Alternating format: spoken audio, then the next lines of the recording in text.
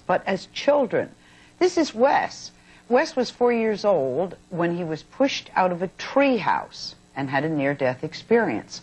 A woman dressed in white appeared to him, and Wes says it was that woman who saved him from serious injury when he fell. And this is Christina, who says that while she was in intensive care, a man appeared to her and won. Yes. What's your story? Well, mine's a lot different from everyone else here. You have, basically, I was sitting in the treehouse with my friends. And you were how old? I was 4, and there were entirely too many people in the treehouse, but you know how 4-year-olds are, we didn't care. And somebody moved, and I got pushed right out. And I remember looking up and, you know, seeing that I was falling, and then all of a sudden, I was not in the woods anymore. I couldn't see anything. Everything was totally dark. You know, I could see myself, but I wasn't falling. I was sort of just kind of laying there. I didn't feel like I was moving, but I wasn't on anything. You know, nothing was supporting me. And I kept trying to look down because I was trying to figure out, why haven't I hit the ground yet? And, you know, nothing hurts yet. And then I heard a girl's voice, and she was telling me, don't look down. Don't look down, it's going to hurt. Don't look down. And so I said, okay. And I looked for where the voice was coming from, and I saw what I thought was my best friend's older sister in a white nightgown, and her arms are kind of out, and she was talking to me and saying, you're going to be just fine. You're going to be all right.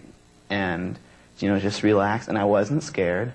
And, you know, I just felt all of a sudden so calm and warm, and I thought, you know, wow.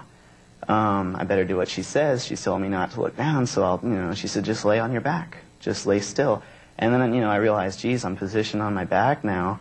And I had, you know, I thought, well, that's kind of neat. And then as she was telling me, she says, you're going to be just fine, you're going to be okay.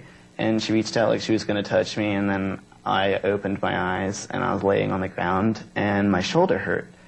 And when they carried me home, my mom said, what happened? And I said, well, I fell and I was sleeping. And then after that I just went to, you know, I was laying in my room, and my mom figured... Any broken bones? Well, she took me to the doctors, and yeah, I had a broken collarbone.